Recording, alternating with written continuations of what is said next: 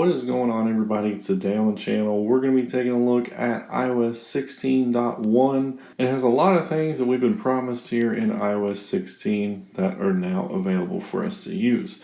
So let's go ahead and jump right into this. So the first thing let's talk about is the iCloud shared photo library. So if you have an iCloud family plan, you can now get up to 5 of your family members in a shared photo library. So this can be activated in your settings. You basically head over to your iCloud settings under your Apple ID, and you can tap on photos, and then I don't have this enabled, but down here at the bottom it would say shared libraries, and that's where you can create ones or manage ones and all those kind of things.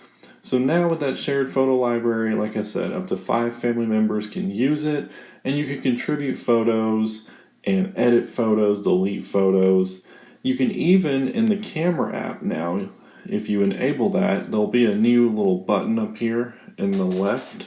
So there'll be an actual share button, and you can automatically turn it on and choose whether or not to share any pictures you take to that library. So that is now available here in 16.1. You can now access that as well on your TV or your iPad. Another iOS 16 feature that we've been waiting patiently for is the new Live Activities feature. So when Apple was showing off the software, they used the example of sports. So now with Live Activities, you're going to be able to see things like sports scores or other third-party applications, kind of like their current status or things that are happening on your lock screen. Or if you have an iPhone 14 Pro, you'll be able to see that in the dynamic island.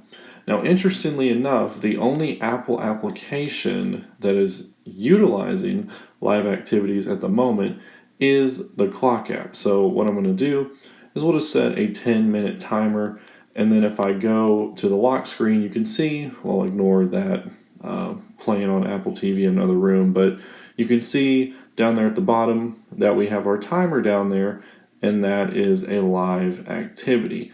So yeah, that is the only Apple application that is actually using that at the moment, but that is a good example of it. So you can see your timer on your lock screen, even though you could kind of see it before. But anyways, I'm sure over time Apple's gonna add more of their applications to the Live Activities, and then also we're going to see a whole bunch of third-party applications utilize that as well. I don't think there's hardly any third-party apps using that at the moment, but give it some time. We'll probably see some cool examples come out very soon. Since we kind of mentioned the dynamic island a little bit, I clearly don't have one. This is a 13 Pro, not a 14 Pro, but if you do have the latest and greatest with the dynamic island, you probably have noticed that if you use a dark background wallpaper, your dynamic island is kind of hidden away. Well, now Apple has added a little outline that is going to go around the dynamic island. So if you have a dark wallpaper, you'll be able to kind of see it a little bit better. Now, another thing to do with that dynamic island is there was a bug fix where if you used reachability and the dynamic island was pulled down to the middle, when you tapped on it, it wouldn't do anything. It wouldn't work. So that should be fixed now if you were having that problem. Another thing here in 16.1 is we now have support for Matter. So that is a new home connectivity standard that's kind of rolling out on not just Apple devices, but Android devices and other smart home assistants and things like that. So it's just going to be a kind of a standard that companies are going to start using in order to make the accessories work better and to work across all different kinds of devices and software. So you now have support for Matter in the Home app, and that's also been added to tvOS and iPadOS, etc. If you are one of the people that uses the Books app, well, I clearly don't even know where mine is. Oh, I think it's right here. Okay, so let's just go into the intro to app development with Swift. And I'm not sure if this is a good example because I don't see what I thought it was going to look like. But anyways, if you're reading a book now, normally at the bottom right-hand corner would be your controls for the book. Well, those stayed on the screen the entire time you were reading. So now they have enabled it to where that goes away. It's kind of hidden away when you are reading something. If you have been wanting to use Apple Fitness Plus, but you do not own an Apple Watch, well, now is your lucky day, because all you need is an iPhone in order to subscribe and use Apple Fitness Plus. So maybe you don't want a watch, that's totally fine. If you got an iPhone, you can now just sign up and your phone will track all your activity and everything like that and connect to your Apple TV, no problem. Let's talk about some battery changes here. So we have some interesting ones to talk about. So first off, the battery percentage. So as you can see up there in the top right, got my battery percentage going. Now that wasn't available on older iPhones, like the iPhone XR, for example. Well, now in this latest update, Apple's went ahead and enabled the battery percentage across all iPhones that can run iOS 16. So if you've been missing out on the lack of a battery percentage indicator, well, you should be good to go now. There's a couple of visual changes to do with the battery percentage, and let's go ahead and take a little bit of a closer look.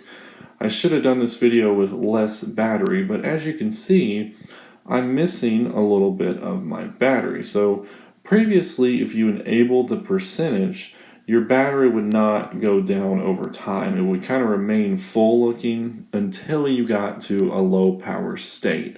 Well, now your battery is going to go down visually, so you can kind of get a better idea of how much battery you have remaining. So that is good to finally see that. So now you can have your percentage and you can visually see kind of how much battery you have remaining. So that is nice to see. Also, another visual thing I've noticed is when I plug my phone up now, so you'll have the battery, of course, appear right in this area with your current charge percentage. Well, now your charge percentage has been moved to the bottom. So before it was up top, now it appears at the bottom of the battery.